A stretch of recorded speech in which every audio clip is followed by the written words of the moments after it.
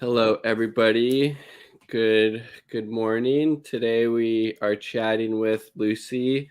Her YouTube channel is Blue Moon Red Wine. Definitely recommend you subscribe to it. And yeah, and we're both members of the INN, the Indian News Network. So thank you for coming on the channel today, Lucy. Thanks so much for having me. Awesome. Thank you for waking up early. And I apologize. It's okay. No worries. No worries. Yeah, so we were just chatting before we went live, and you said you hadn't heard about this singing nurses at the White House story that I wanted to get your perspective on. So I will scroll through here and share that because I thought it was pretty interesting and just very much kind of in character for Biden, or just kind of liberals, or you could say conservatives in general. They have these kind of meaningless gestures that are kind of meant to distract from any type of meaningful change that they're not actually trying to help people. And I'm just trying to scroll through all of these tabs. Here we go. Okay, have open. Okay, so here are the singing nurses. I'm not going to play all of it, but these are singing nurses that the Bidens invited to the White House for whatever reason. Seems kind of odd, but yeah. So we'll play a little bit of this, and then yeah. Wait, do they sing and dance? Is that why they're standing? It looks like it. Yeah, I haven't actually watched it. I just saw that this clip was going around. I just thought it was really ridiculous, but very much in character for, kind of Democratic politicians to have, these singing nurses to the White House. Like, how does that actually help people or improve their lives? It doesn't, but it's like just that, this distraction. So. The tree before my spirit falls again. Fill up the stockings. I might be rushing things, but deck the halls again now.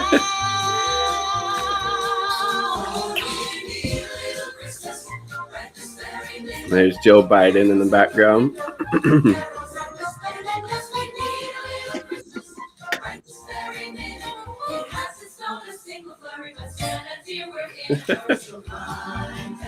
down the chimney, put up the brightest tree of lights I've ever seen. Sliced up the fruitcake, it's tucking on some tinsel on that evergreen For I roll a little leader, roll a little colder, roll a little sadder, roll a little older, and I need a little angel sitting on my shoulder. I like the song. Yeah, so that was the singing nurses at the White House. Yeah, so what did you think about that? I mean, it's just pandering, I guess, as usual. The sad thing is, I feel like we always make fun of these things, but at the same time, like, we shouldn't deny the fact that it does have I feel like that this kind of pandering thing, like, as much as people are like, oh, it's so transparent, they're so obviously distracting from the fact that they're not doing anything, blah blah blah, it still works. Yeah, it still works because people like during the Trump administration, Trump was so brutal and stuff when he made his speeches, and I feel like people do want to go back to sleep. Like, they do want to see something nice once in a while, and it might be super cheesy, and people might even know that it's a lie, but it's you don't want to constantly assault yourself with realities about the world and stuff. So I feel like it's still effective, sadly. Yeah, no, I agree. It definitely is effective, and that I had seen the clip before, but I hadn't watched it. And I mean, it was pleasant enough to watch. They seemed happy. They were singing this Christmas song, whatever it was. Like pretty good like choreography. It was interesting though that only like some of them were wearing masks, and it seemed like only like the white nurse ladies were wearing masks, but like the other people weren't. And so that, I don't know, that was kind so of much for the Karen myth, I guess. exactly. Yeah, so it's like, I mean, yes, it's a nice distraction, but imagine like if, you know, Biden through various executive orders was actually also doing stuff, you know, to help people. Yeah. And then, so yeah, I wanted to, so you were one of the organizers of the student debt boycott marathon that happened a couple weeks ago. And I guess I just wanted to maybe pick your brain a little bit for kind of some of the, you know, biggest takeaways that you took from, you know, from that event, and maybe a little bit of, you know, some of the work that kind of went into organizing it. Cause there was like, you know, 8 or 9 hours of different panels and a lot of people involved. And it just seems like probably, you know, a huge amount of work kind of went into, you know, planning and organizing that. Yeah, I think the biggest takeaway, and I'm not even that young, but the biggest takeaway is to like watch it and listen to the boycott marathon, because it includes a lot of information by like older organizers, like people that have been fighting this like longer than us. Yeah. Because like the first crop of like student debt organizers are at least 20, 30, like even 40 years older than us. And those are people that are currently like retiring with debt. So basically, the biggest thing to understand is like to not kind of rework the wheel and just learn from what they already did. Mm-hmm. And one of the things that they've kind of already decided, like a lot of the older organizers, is that a lot of these debts are unpayable. Over 80% of the country can't make their payments. They purposefully like skew and like publish like statistics saying that like more people are paying than they actually are. So we're already like pretty near a boycott. Now the way to do that is basically like the first thing we have to do that's like really important is call our like representatives and ask for the return of bankruptcy rights. And the reason that that's really important is because bankruptcy is actually a constitutional right.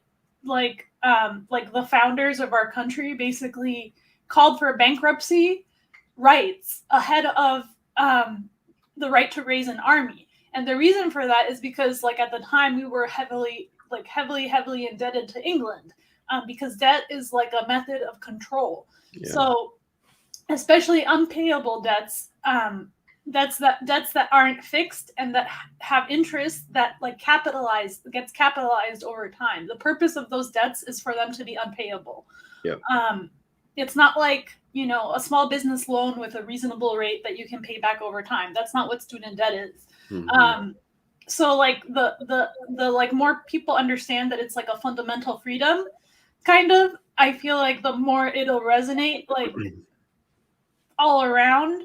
Yeah. And then the second thing is that for federal loans, and 90% of debt is federally owned,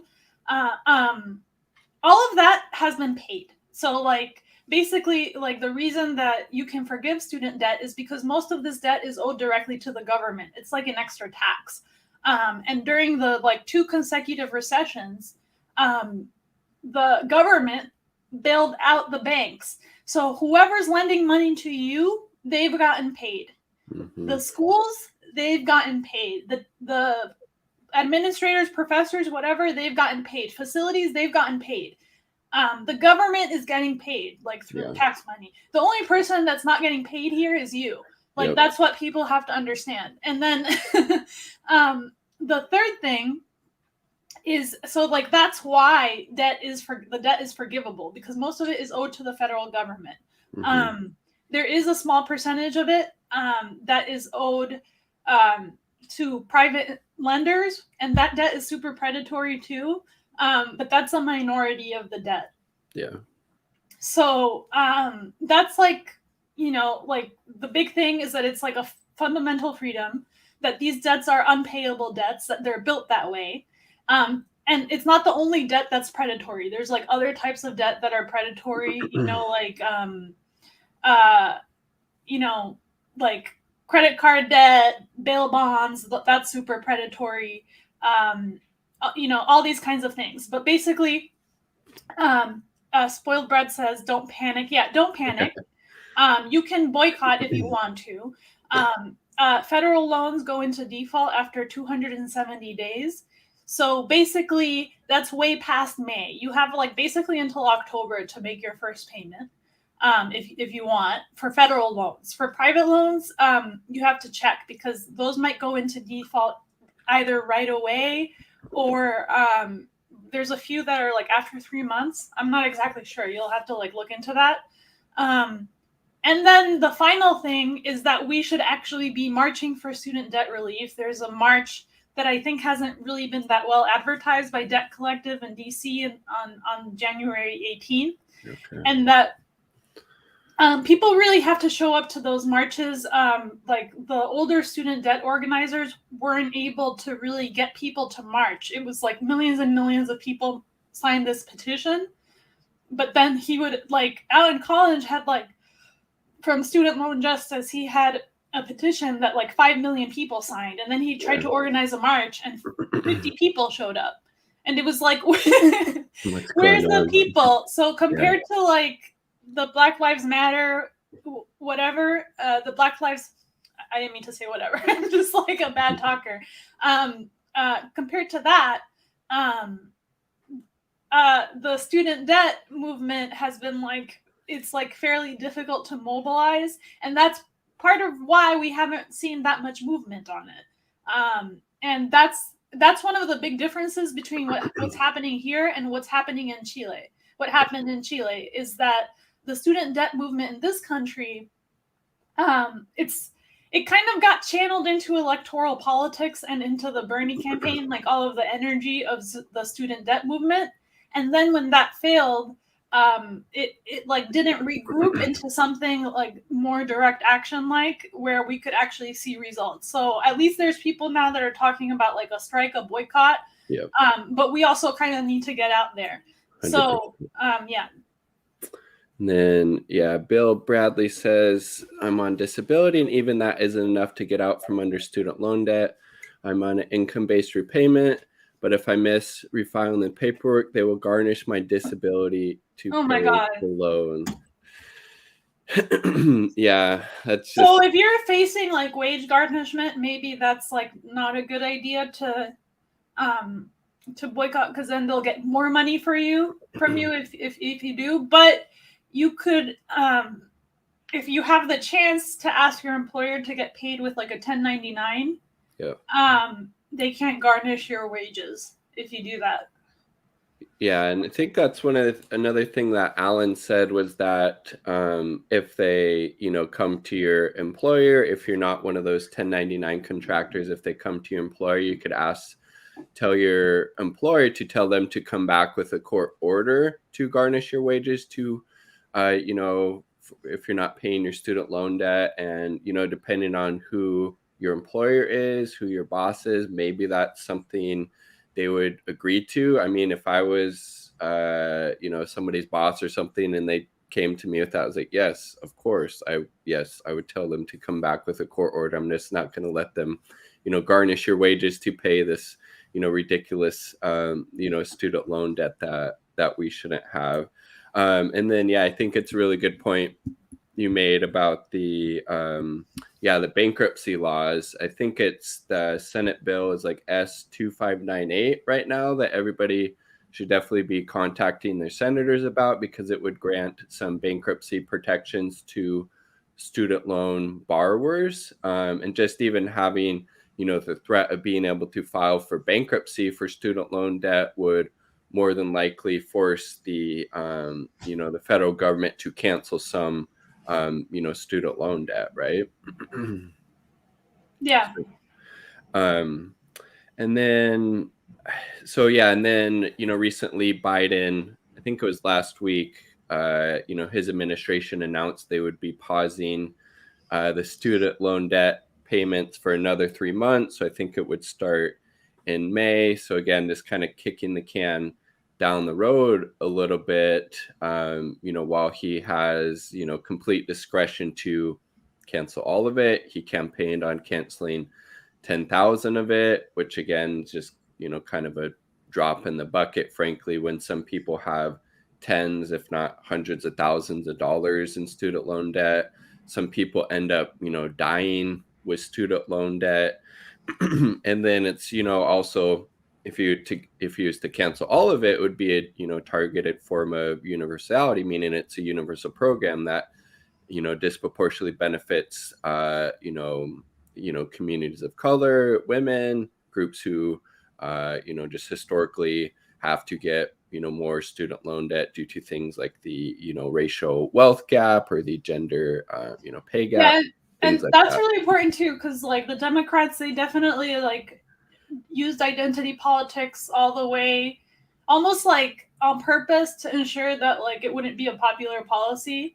Like, do you remember when like Kamala Harris came out and she was like, let's forgive student loan debt for historically Black colleges and universities?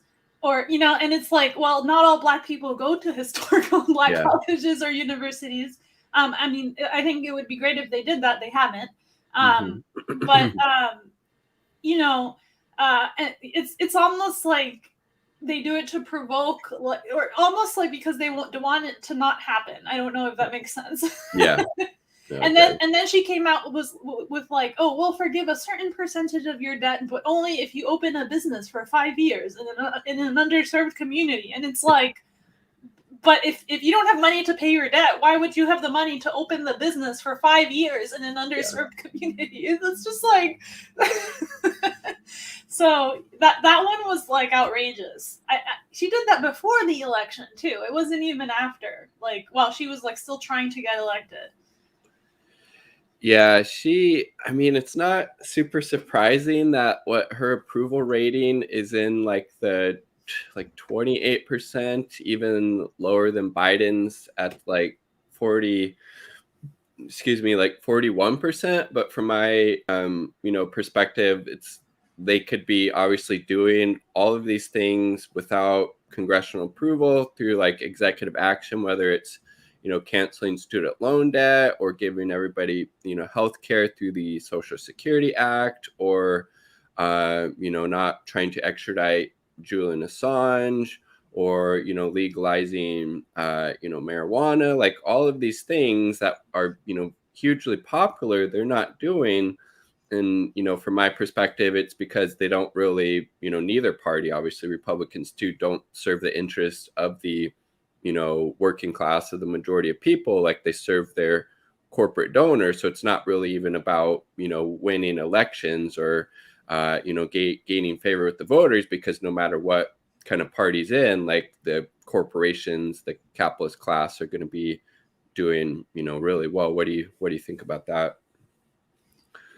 I mean, yeah, it's weird, like how like they can do all of these things just with the position of the president. So like we live in a very authoritarian world still. Like, sure, it's not the same as having a king, but if you think about like all of the power, the stuff that they have to do with just one person, like the president could do so much by himself. So all of these excuses about like Joe Manchin and like whatever, like he can do so much himself. He doesn't. It's just stupid to blame like someone that has a lower position, and everybody knows it. Like it doesn't. It doesn't make any sense anymore. I feel like, but like I do think that there's a lot of like kind of more professional middle class Democrats that really like to like look into the. I'm not one of those people at all. Not because I'm just like not interested in the like minutia of government, like how many senators or like or like I don't know. Do you know what I'm talking about? But there's a lot of like kind of more professional Democrats that like to think about things that way, and they'll like look into, but I have a hard trouble explaining myself. It's like kind of a product of overthink.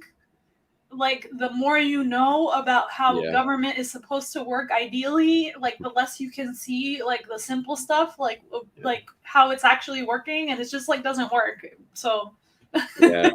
No, I think a lot of those, people, like they just wanted to get Trump out of office, and now they're, kind of back to brunch, if you will, even though Biden, has almost continued that same agenda as Trump. Like, I think, Biden is basically Trump 2.0, but with liberal, messaging and marketing. But those people don't really have anything to say like about, the kids in cages, or, as many people have died from COVID-19 now under the Biden administration as did under Trump. Biden, ratcheting up US, imperialism, or, keeping it the same towards Cuba, or, Nicaragua, and all of these other different countries that want to kind of chart their own course, or Ethiopia, or just in general. That's why, like, I could have never brought myself, I guess, to vote for Joe Biden, was because of how I just knew that, U.S. imperialism would definitely, continue under a Biden administration. That's definitely, unfortunately, but unsurprisingly, kind of been proven to be true. Do you think there's any futility in actually, trying to change the Democratic Party from like within, or should, at least from the electoral side, like definitely need to focus on, building up a third party movement to force, the Republican and Democratic parties to come to the left a little bit, and, support and kind of pass some policies that would actually help, the working class here?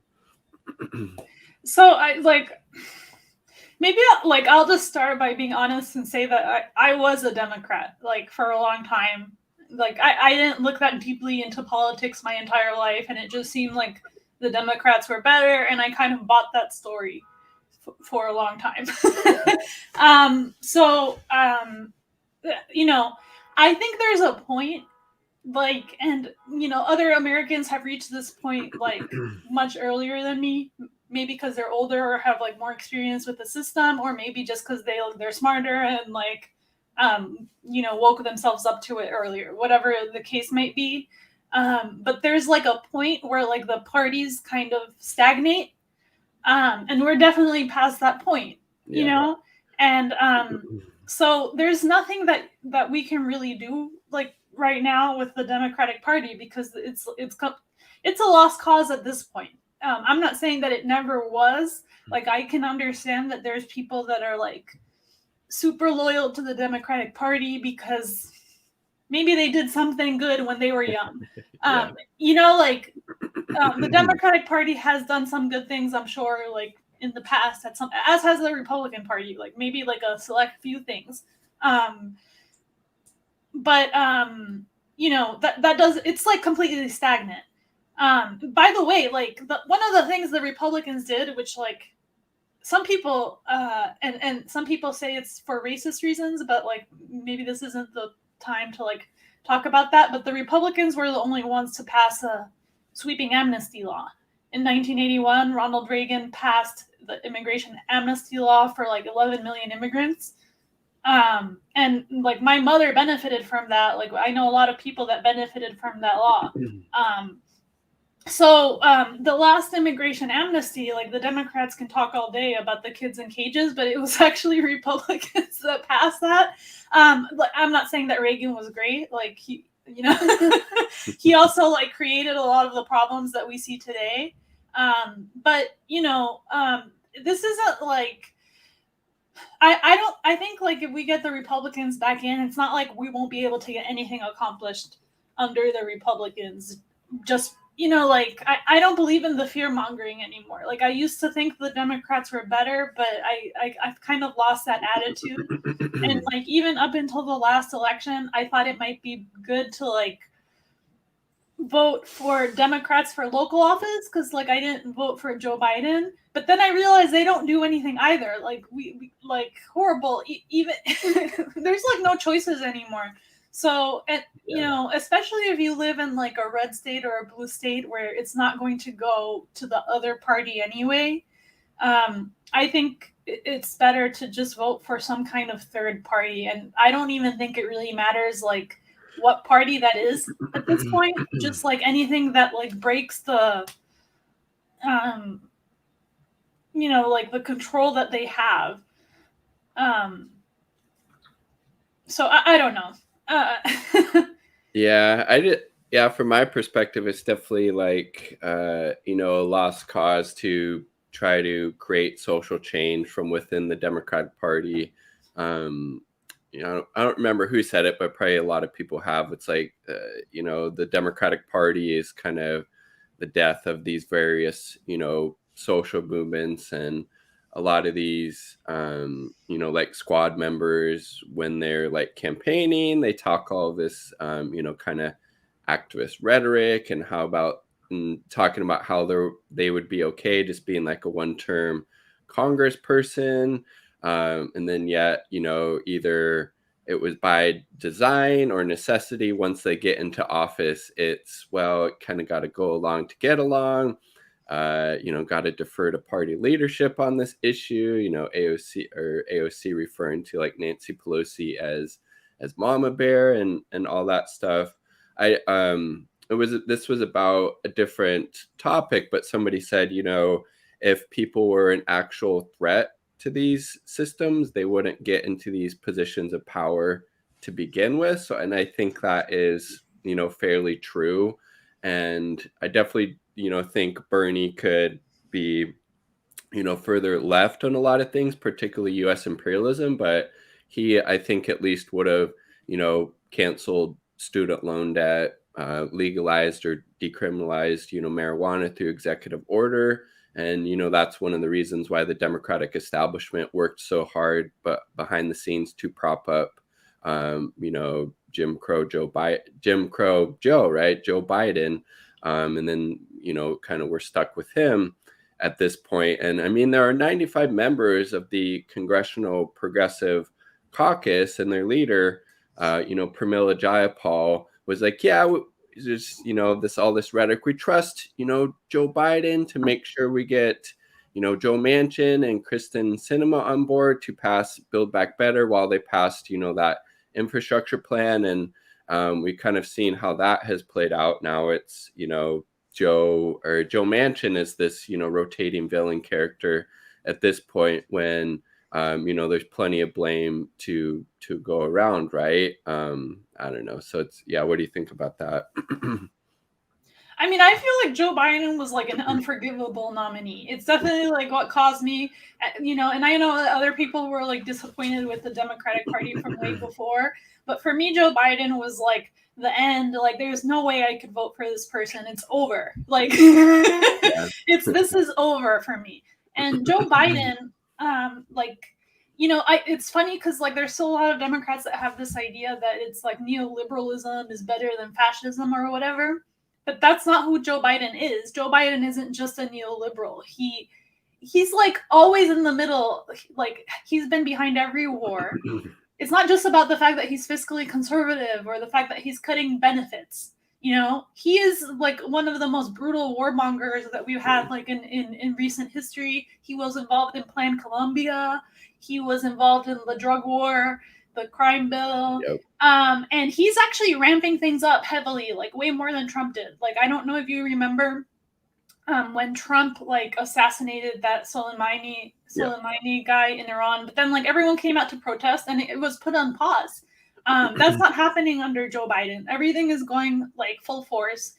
They're in Ethiopia. They assassinated the president of Haiti. Now they're like trying to infiltrate in like Nicaragua, like they're trying to get involved with Peru, like like they're all over the place. Joe Biden is like, and they're like ramping things up with China. They're like trying to provoke, just like putting up feelers in the media about like, should we go to war with China? It's like, China, you shouldn't go to war with China because they'll kick your ass. Like, like this is not a good idea. Like,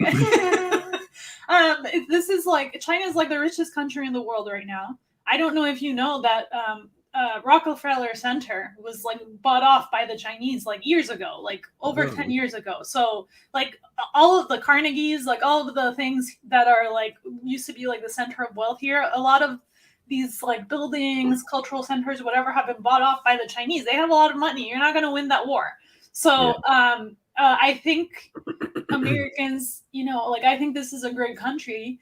But there's a certain point where like people kind of get off on this ego, like just because we've like won previous wars or whatever. First of all, if we win, it'll be a Pyrrhic victory. Like Afghanistan, we were there for so long. What did we do? Spend all of our money like destroying these places. These things have a cost, like a human cost, like a fiscal cost. And like that's why I feel like I would never compare, like when people are like, oh, it's like neoliberalism versus fascism. That might be the case if it was like a smaller country where it's like that's like a country that's not the center of the empire, where the choices are like fiscally conservative versus whatever, like someone that's like more authoritarian. That might make sense. But in the US, they're both invading several countries at once, no matter like what party you choose. So this is like not the same as just like kind of this like fiscal conservative ideology. Like they're both like so in bed with the military and like so and they use it to prop up the value of the dollar. So like I don't really think of it that way. Like I feel like the Democrats are extremely aggressive. Like I can see why people do, because like Bush was kind of the one that invaded Iraq for, like we didn't have peace before, but it was like a short period of relative peace, like internationally under the Clintons, even though they were in Yugoslavia and stuff, but that was like a smaller entanglement. Whatever. And that one actually wasn't like, it was not the worst of our interventions. Like, apparently like there were some people that supported it for certain reasons. I don't know. I'm not going to get into it right now, but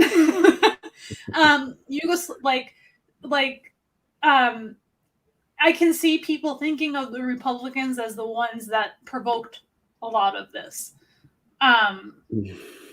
But like, I don't, at this point, it's like after Iraq, like the Democrats were in office. They did Libya, they did Syria, like now Joe Biden's like in Haiti, and like, I don't know. They're like all over the place. There's no difference between them. There really isn't. Yeah. No, it's a good point. And yeah, you brought up like how, the Biden administration is, ramping up kind of this new Cold War on China in a lot of different ways, and how we're hearing, corporate media, they'll have on these like retired generals talking about how we would need to like, go to war with China if they invaded Taiwan or something like that.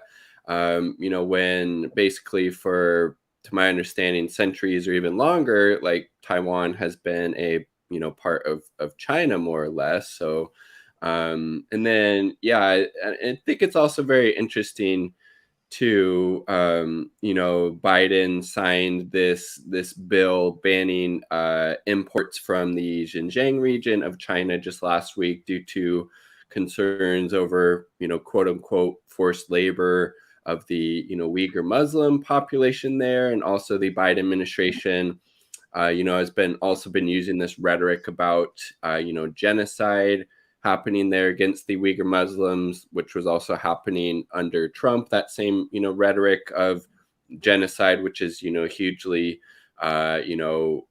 which is a huge claim to make when I haven't seen any credible evidence to support that. Like the only sources that I've seen are like this far right Christian fanatical, like Adrian Zenz. His work has been completely debunked, or the ASPI, the Australian Strategic Policy Institute. They get their funding from the military industrial complex and these different Western governments that kind of benefit from ramping up tensions with China. And I think it's also very revealing. We signed this bill, banning imports from, forced labor in, Xinjiang region of China. And yet the United States has the world's largest prison population. There are huge corporations in the United States that use literal, slave labor, yeah. prison labor. So where's all the concern from Democrats or Republicans about that? I mean, again, well, but I mean, that's more it. Like the hypocrisy is like more the point. It's not that China's perfect. Like, yeah. Actually, like when I was like 21 years old, I was an English teacher in China. Cool. And like, I don't really bring it up with people that are like kind of communist, basically. Like, there's a lot of like people that identify as communist. I don't. But like, there's people that do, and there's like reasons for it. Like, part of the reason I don't is because I do go to church. Like, I consider myself like moderately religious. So, and like Marx was, he said like religion is the opium of the people or whatever. So I don't agree with that. But I actually went to Xinjiang. Like I went on like a little road trip with a friend, and the general impression, like they are over there, like a minority, and they're Muslim, right? In a country like a communist country that basically tried to eradicate religion, especially among the like kind of religious minorities. So they actually, like, most people there don't like the Han Chinese, like they don't like the majority, and they complain a lot about like different kinds of discrimination and stuff. And there are probably prisons, like I've heard that the Chinese are using some of the same contractors that the US used in Afghanistan. So these are, China is definitely not as aggressive. It's not like an aggressive empire in the same way as the United States. It's definitely not a genocide, but there's definitely tension between like the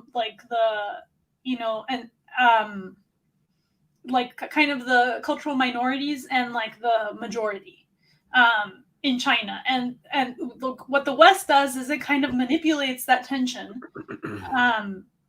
And we're not saying that, it isn't true that there is like, China's perfect, or that there isn't mistreatment of like minorities in China. What we're saying is, like, what I would say is that it's extremely hypocritical for a country that is invading like over half of the world and is extremely like aggressive in its like military, military intervention, to be like kind of nitpicking on the flaws of other countries, and like and acting like this is like the reason that we have to intervene, because that's like what they want to do. They want to justify like American intervention in China using this like kind of red herring of a like alleged genocide. Doesn't mean that there isn't mistreatment of like people there, but there isn't a genocide. The justification for intervention is wrong. So and I feel like when you talk about it that way, it's more serious, because when people are like, oh no, people in Xinjiang are happy and like they love China and they love Chinese communism, I feel like those arguments are kind of less taken seriously. Like like if you explain it in a way that like people understand, it's like, okay, but we have our own minorities, right? And we have our own prison population here. And did you know that the prison population here is even higher than over there? That then you're saying it in like a language that people understand. It's not like you're not being like a partisan hack and acting like, communism is great and the solution. That's the way I would frame it. But like, that's my personal opinion. I'm not saying like other people don't have the right to have like their own Yeah, so I agree with you. Like, and we have like forced labor here, and like several politicians that have been tied up in it, and they were even like and at Rikers they forced them to like bury the bodies, Oh yeah, I heard like about that. of all of the people that died during the pandemic. Yeah, I mean, and also like if the U.S. empire is really concerned about promoting human rights or democracy, like they wouldn't be giving billions in weapons contracts to the apartheid state of Israel, or supporting Saudi Arabia's genocide, literal genocide they're committing in Yemen by all the billions in weapons contracts that were giving to Saudi Arabia. That was obviously happening under, the Trump administration. It's also happening under the Biden administration as well. So again, like you said, it's just about,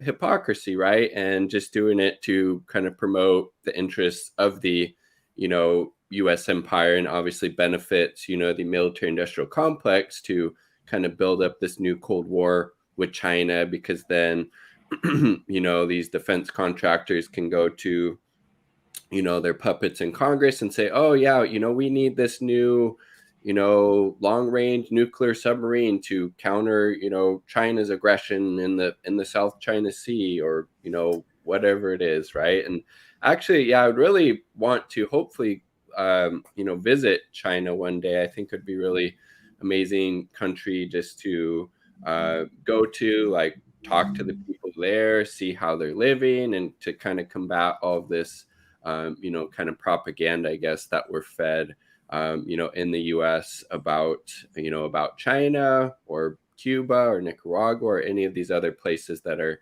kind of demonized by the US government and the corporate media as well. And I do think it's very revealing also. Like, I almost feel like maybe one of the reasons they're ratcheting up or trying to ratchet up tensions against China right now is because of how well they've handled the pandemic compared to the United States. I think the last time I looked, it was less than like 6,000 people had died from COVID-19 in China.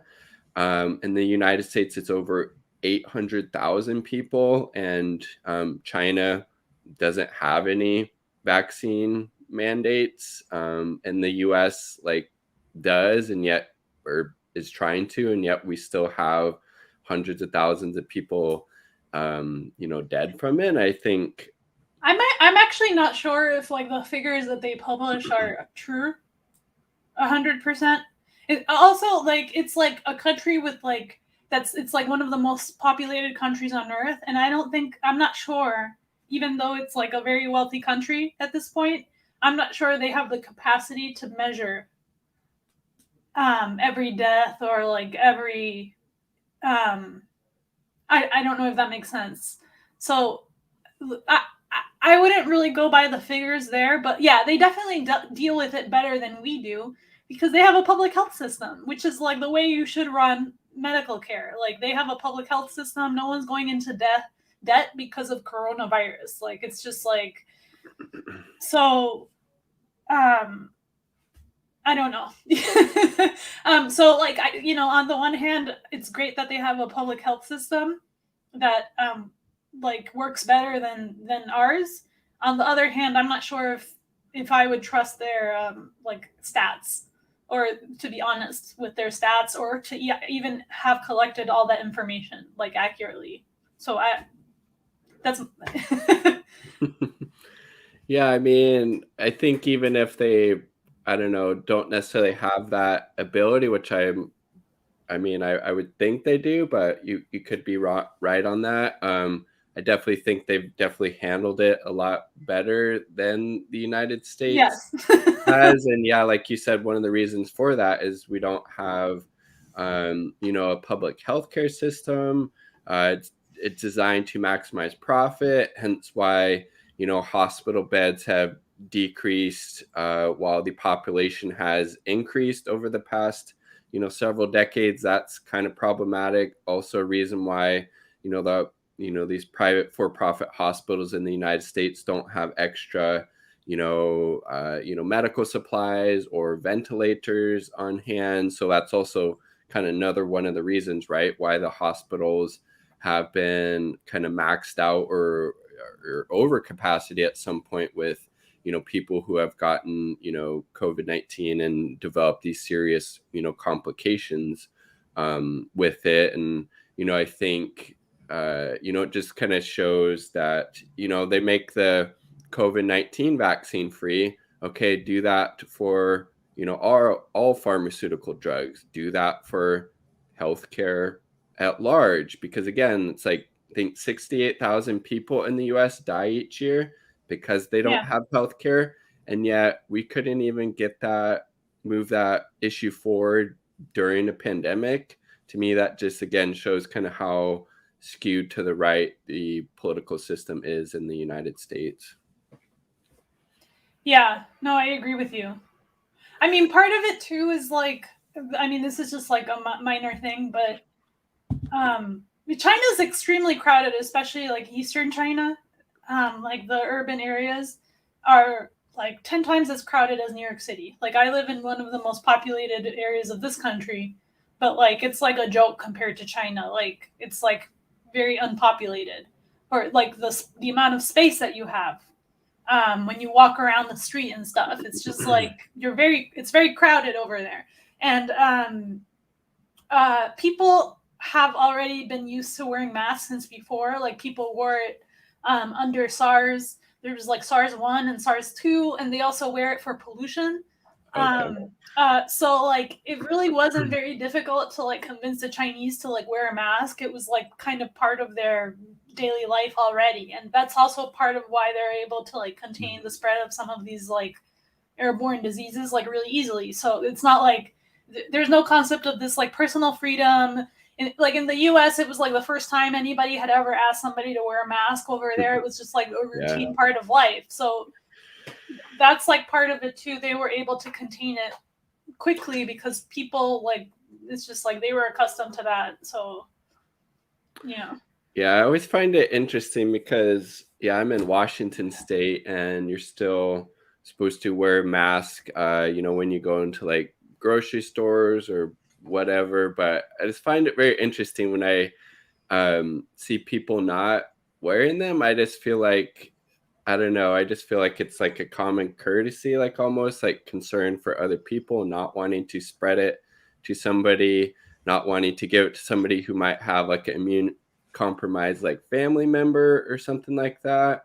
But I think it just really goes to also like the very individualistic nature of the United States at this settler colonial state, all about kind of individual freedom, and what's best for me is that's all that matters, like kind of fuck everybody else type of mentality. And it this kind of made me think about like the mask issue that you were talking about. Yeah, like I feel like culturally we're very different, and a lot of the more Republican areas where people are like more anti-mask, they're also more rural. Like you don't need a mask if like you're like 10 feet away from the closest person, like 20 yards away, possibly even like 3 miles away from the closest person. so like if people are telling you that like masks are ridiculous, and kind of, I feel like what they're saying is more like in the context of their culture, like the situation that they're living in, maybe it is ridiculous. Maybe for them it is ridiculous because it's just not the same to like compare like really crowded urban areas to like the suburbs, or like that's how I see it. Like, and like I don't wear a mask when I leave New York. Like basically I wear it on the subway because that is a situation where it's like crowded and like uncomfortable. Like a lot of people in this country don't even take the subway. They don't ever take a train or whatever. So like it's very different. Like I don't really blame anyone for like finding it ridiculous, whatever like situation they might be in. And it's a little grosser to me if you're like, even the grocery stores, like when I leave New York and I see the grocery stores, there's like huge lanes, like is that what the grocery store is like where you live? There's just like, it's like there's like so much space, there's like huge lanes. You could like drive a car through the aisle.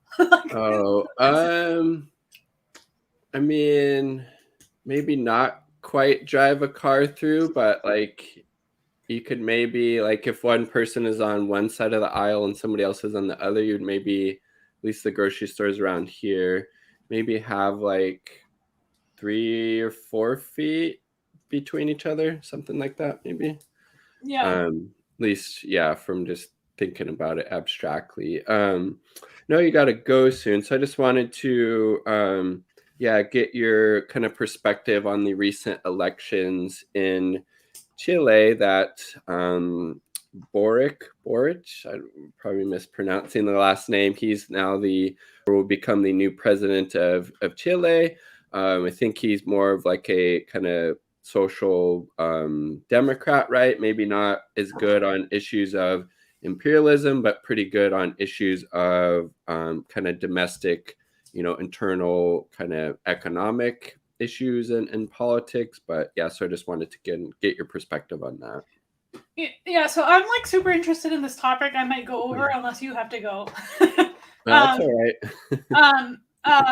But yeah, so like Gabriel Boric, like he won. So basically, I feel like what people are like, Chile, oh, it's like another South American country, whatever. But it's not really just another South American country. It's like a country that's like super similar to the U.S. in a lot of ways, and that's why I feel like it's really important to talk about it. Basically, Chile, like during the Pinochet era, they the U.S., like economists from the U.S., Yep. like in combination with Pinochet, implemented like basically an economic revolution. It was like implemented by the Chicago boys, who Yep. are like American economists, basically. And it was like they were very supportive of the free market, of like opening trade routes to other countries. Like lowering controls, tariffs, that kind of thing. Like basically libertarian, like like it was like Chile was like Milton Friedman's like wet dream, basically.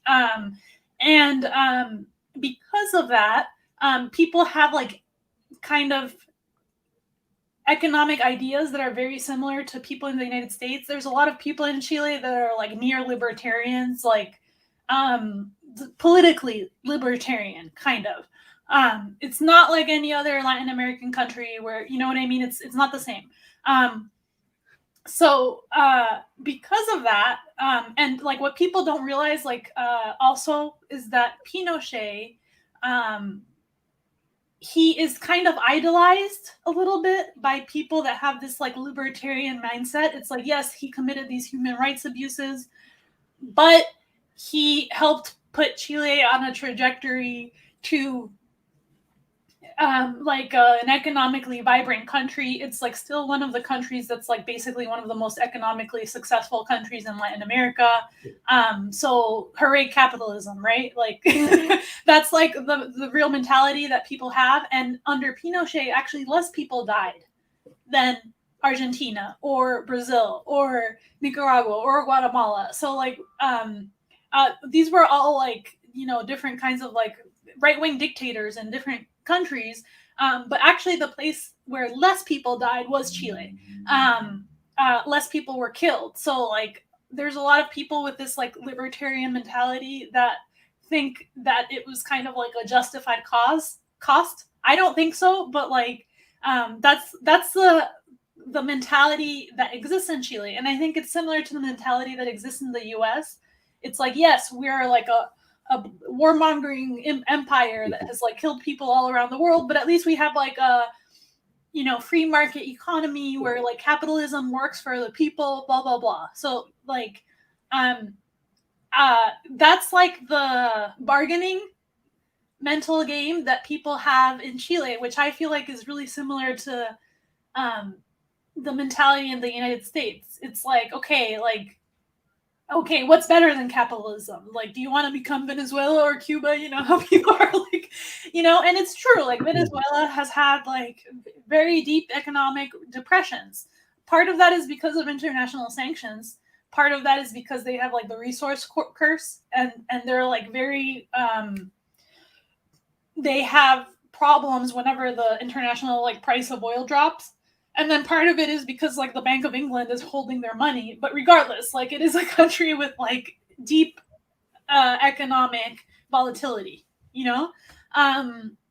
So like I feel like it doesn't really work. Like people might criticize Borg and say like from the outside, it's very easy. Like, oh, you shouldn't criticize the like shit talk about Venezuela or Cuba. You should respect the countries that like came before you. I even saw some like, you know, like more leftist types like say that Chile needs to respect Venezuela and Cuba, whatever. And I think that criticism is valid coming from like other Chileans. But when it comes from someone in the US, I feel like it doesn't really work as well to like say this, because I feel like a lot of people don't really understand what happened in Chile. Like the fact that it was kind of this like libertarian experiment, that a lot of people have been brainwashed into this idea that like capitalism is really great. There's a lot of inequality, like just like in the US. But there's also like kind of a thriving economy. So it's kind of a mixed bag. It's like, what do you want? Do you want equality in a country that has like less money overall? Or do you want inequality in a country where there's like at least opportunities to like get good jobs eventually? You know, like people have this like bargaining mentality with capitalism in Chile.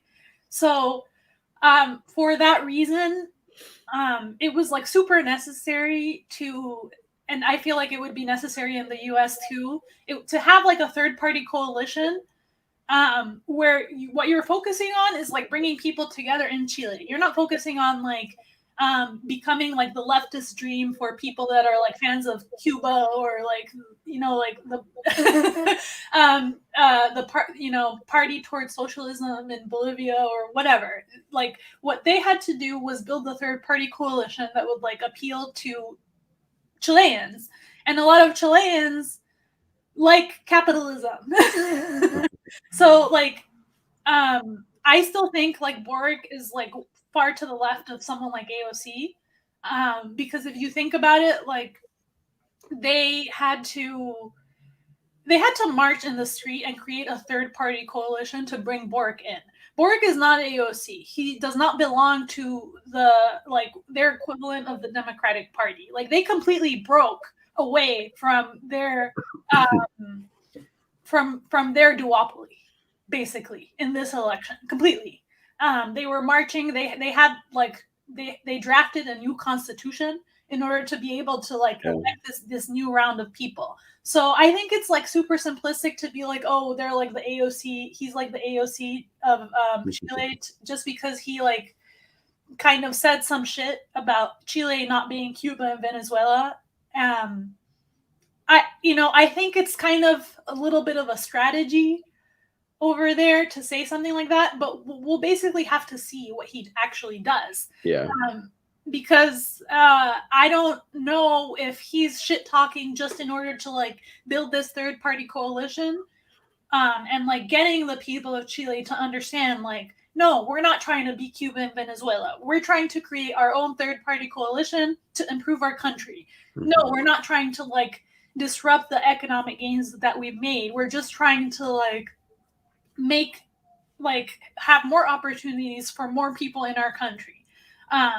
And like that's like the kind of language that they use in Chile, and I feel like it's super interesting because it's very similar to what we would have to do here to a third party coalition that like appeals to different kinds of people, including libertarians. Like the libertarian kind of strain of thought is super strong in Chile too. So that's anyway. That's like why I thought it was like super important to discuss. And then the student debt movement there was like way more powerful because it didn't get rerouted into a campaign. It was basically like they marched for free college and they got it. Oh, wow. That's awesome. So like imagine that, like if you know, like, and I don't know. Like, I feel like a lot of the people that were in the like police brutality marches and stuff were also young. I feel like those marches weren't just about police brutality, but they kind of got like it was also about the fact that like there was like a recession last year, so people had time to protest, you know. Yeah. But I don't know. I feel like it's like an example of like a very libertarian leaning country that had to bring in a third party through like direct action and use a lot of the same language that we would use here. Like especially like the economic language, because not everyone is on board with this idea of like dismantling capitalism in our country. It just like doesn't sell. It's selling more and more for people in our generation because we're like fucked by student debt and like all of this shit. But like for older people, it doesn't really sell as much. So I don't know. Like I feel like we have to be a little respectful of that and like understand this is like a cultural quirk. Like and like, you know, we're not gonna be able to like be Cuba and Venezuela and like come out with this like strong left-wing language, and it's not going to sell. Like it's just like what they did in Chile, I feel like was really good, and it has a lot of similarities to I feel like I'm rambling on at this point, but if anyone doesn't know anything about Chile, definitely look into it, because it's just like there's a lot of relevant like parallels. Yeah, because like you said, those economists from the US, the Chicago boys, went down there, and basically it was just an experiment in neoliberalism, right? Like privatization, deregulation. And it's also interesting too that you brought up they had to have this, you know, massive protest movement in the streets to, I think, get a constitutional amendment or to rewrite the Constitution. And then this kind of leftist coalition was able to come together, and then Boric was able to get elected. And I think you made a good point. Like it might make more sense in like the US context to not, you know, necessarily campaign for, let's say, socialism or communism, but on the policies like giving everybody healthcare, which, you know, is like a form of kind of, you know, socialism, socialized medicine, right? Or canceling, you know, student loan debt, making college tuition free, you know, some type of Green New Deal, but maybe change the language so we have a inhabitable planet to live on, but trying to maybe decouple those, you know, policy issues from the words. From any type of like political ideology necessarily, while still pursuing policies that, you know, disproportionately help the, you know, working class, right? And like, go ahead. Oh, sorry. Like I wanted to say that, well, like I know a lot of Chileans, but like I visited once. I'm not from there. I'm from New York City, and my parents are from Argentina, and like Argentina is like super similar to Chile culturally. Like you know, there's like lots of it's like, you know, the US and Canada. There are like two countries that are extremely similar. But due to the fact that like the neoliberal experiment in Argentina was like gruesomely unsuccessful, like there's not even like it was like not even a dime of success. At least in Chile, it was like implemented in a way that like led to moderate successes, which is why people are like fans of capitalism there, basically, right? In Argentina, it was a disaster. Like straight up disaster. Like anytime they tried the neoliberal experiment, it like failed so badly that it became kind of the test case for how badly free markets can fail. So that's why a lot of these like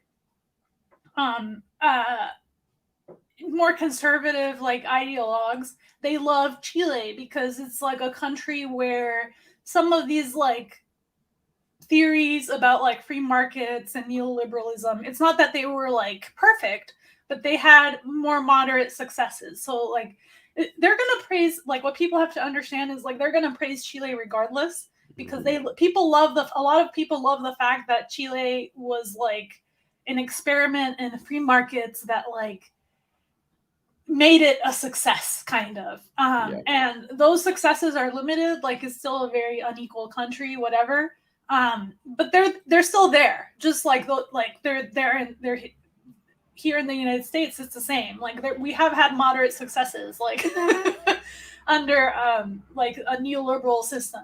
So I think like the difference is like, yeah, if you get too much like become like you can ignore the parts of your economy that were saved by protectionism.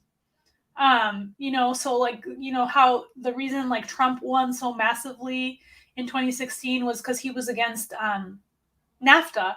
He said he was against NAFTA. Yeah.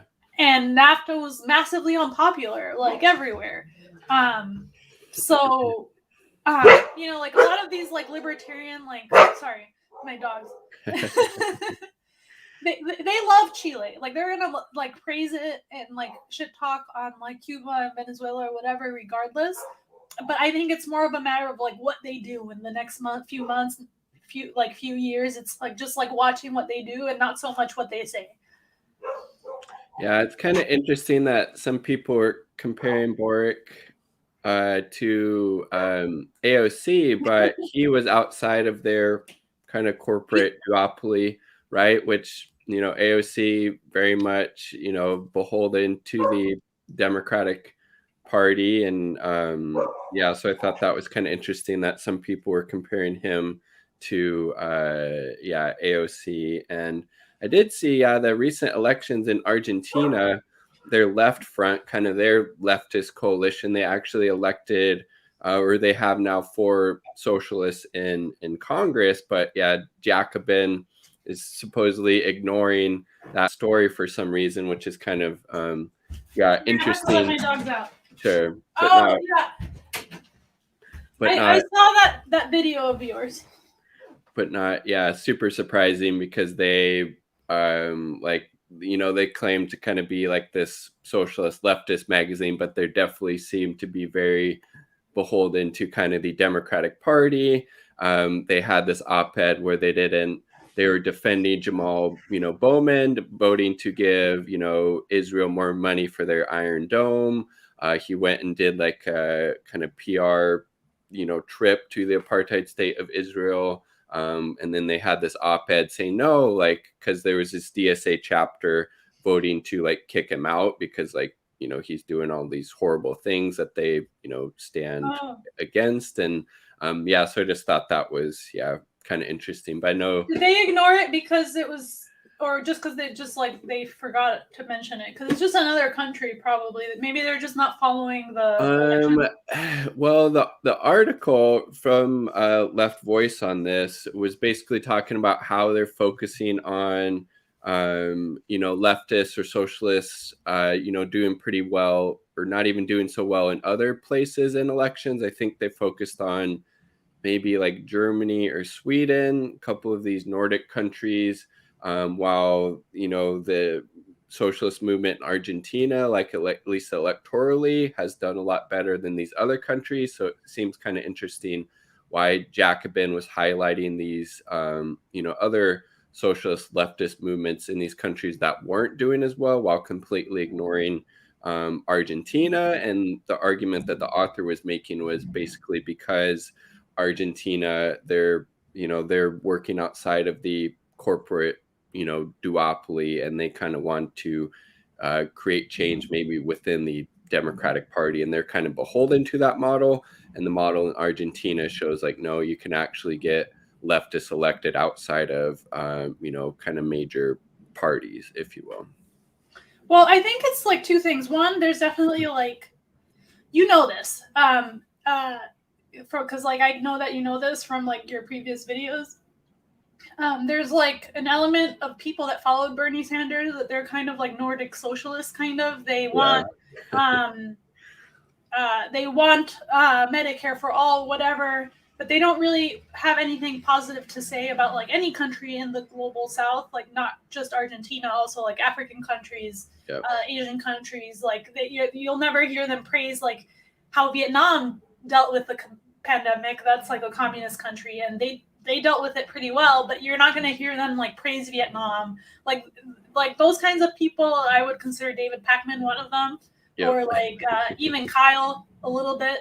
Not as much as David Pakman, but like Kyle Kalinske, and they're focused on the like European countries, because at the end of the day, they're still like very biased against like all of these other countries in the world, like that have had kind of left successes, and they act like they don't want to compare the United States to any of those countries, and they don't want to be like smeared by association with like Cuba and Venezuela or whatever, because they feel like, and I think part of this is true, they feel like it'll tarnish their ability to win an election, and they're very electorally focused anyway. So that's like a big part of it.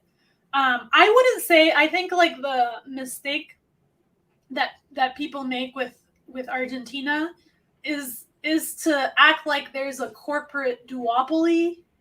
It's not really the same as in the US, because it really depends on who gets elected. So there's like, basically in Argentina, there's like the Conservative Party, who like, they were like frequently allied with like the dictatorships and stuff, same as in Chile. And then there's like the Peronist Party, which is like the center left, which isn't really part of the duopoly. It's the majority party. It's like basically like the center left in Argentina is so extremely popular that they've had to like basically like instill coups to like kick them out because like everybody votes for them. Identity politics, even though there's like a lot of white people in Argentina, failed drastically, because since it was like kind of a neoliberal experiment, people are like really anti-neoliberalism in general, and they're completely unable to split up the population with these ideas of like, you know, Republican versus Democrat. This is like kind of a cultural thing in the United States. Over there, it's like poor versus rich. Like there's none of these ideas about, there's also racism in the country, but like really like they've been unable to split the working class in two the way they have here. So there's no duopoly. It's like 70 to 80% are center left, like period, of the population. Some of those people will vote third party in like local elections, because they realize like the Peronist Party, which is like the majority support, has like made concessions to neoliberalism. And depending on who got elected, like the worst one was Carlos Menem in 2001 or whatever. He's the one that he came out of the Peronist Party, but he was like extremely right-wing fiscally and like a neoliberal, basically. He was like the Joe Biden of Argentina. So he was extremely unpopular. He came out of the Peronist Party, but the Kirchners are not neoliberal. They definitely make concessions to neoliberalism, but they're nowhere near neoliberal like the way that Joe Biden would be, or the way that Menem was. So that's why they were able to get elected 3 times in a row. Like in the US, that's unheard of. It would basically be like having Obama plus Obama another term plus Hillary plus like Hillary another term. That would never happen in the US. And the reason for that is because the Democrats are really a neoliberal party. In Argentina, it's like a center-left party that isn't that great, but also is not a neoliberal party. So that's why they keep getting elected, if that makes sense. Yeah, it does, because it sounds like they're actually, a good part of their governance is actually in the best interest of the people, hence why they're so popular, right? They're still extremely popular. The center-left, not the socialists or whatever. I feel like, but like with younger people here, it's like a lot of younger people want to call themselves socialists or communists because they want to make it clear that they're not interested in being Democrats anymore, that it's over. You know, that they're really done with it. And like, I understand that. I feel like you can be over with it without necessarily being like like what they did in Argentina was basically, even for the last election, the one that Alberto Fernandez and Cristina Kirchner won. They what they did was like a coalition between the center left and the third parties, basically, and they called it something else. It was called Frente de Todos, which means coalition for everyone. So that was like, they have to make these coalitions before the election in order to win the support of people that will just like randomly vote for a third party. And you know, that's like another lesson. It's like, if you're on a third party, you don't necessarily have to win the election, but like any kind of pressure that you can put by actually being a third party, because over there they're actual third parties. It's not like they're part of the, and there's like a million of them. I've like lost track of how many third parties there are. There's a lot of them.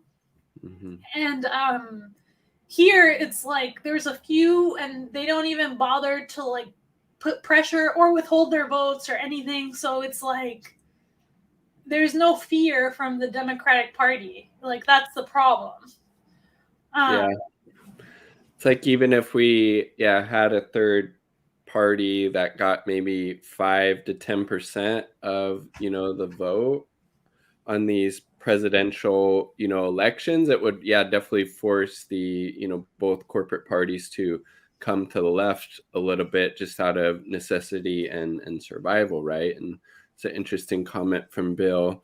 It says, I honestly think the biggest difference between the US and almost any other nation is that the US has the most sophisticated propaganda machine in the world has ever seen, and is used to divide us. I think that's pretty accurate from my experience. We're just constantly being bombarded with, you know, a lot of bullshit, both, you know, from the government and from the corporate media. Point well taken, Bill. Yeah, I know you probably have to get going soon. So, is there anything else you wanted to share real quickly? I wanted to ask you about all of this, like growing fruits and vegetables that you do. Sure. Do you, so like, how much space do you have to grow stuff? So I have a small backyard, that I just have like some kind of pots and like grow bags in. And then I'm also super advantaged to have like this little food forest I created on my dad's property, which is maybe a quarter of an acre, maybe a little bit smaller than that. And I've been planting, you know, fruit trees, berry bushes. Let's see, I have like a greenhouse I built there a few years ago, and like some raised beds and stuff. So super privileged to have access to that. And hopefully, me and my partner are looking into hopefully getting a house at some point with a little bit of property, because we're just renting right now. But ideally, I want to get a house sooner than later that has some property to kind of have, you know, more space that's not on kind of somebody else's property, because I don't necessarily know what, because my dad's always talking about wanting to move and sell. And I don't know if he'd be giving me a family discount necessarily. So I don't know if I'd be able to buy that from him. But yeah, that's kind of what I have going on right now. And I also thought about probably getting a couple of plots at the local like community garden this next year, and then kind of growing some stuff there as well.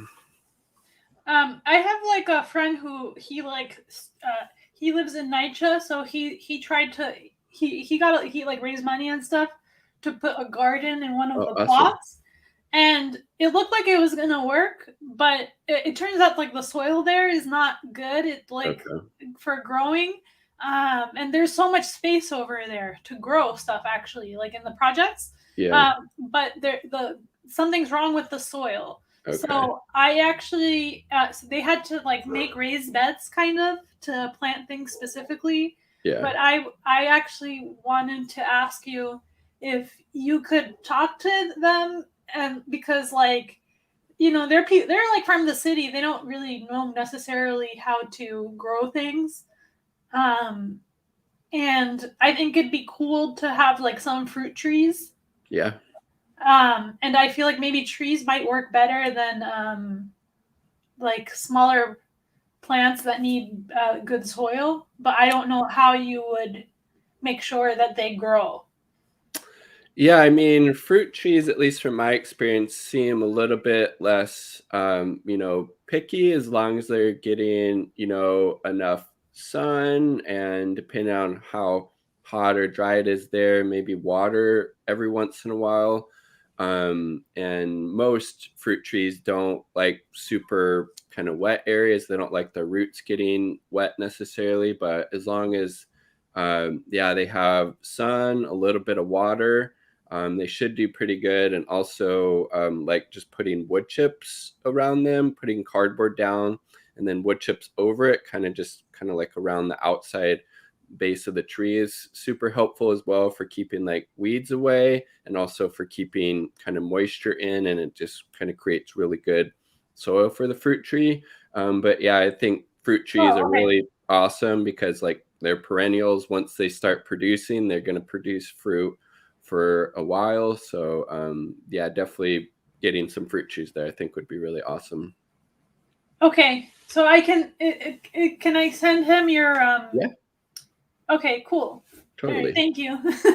Yeah, no problem. I'm always, that's something I want to try to do more of on my channel, is talk about growing food and different ways to do it. Just super important. Like people have to eat, and it just, It's a good way to save money.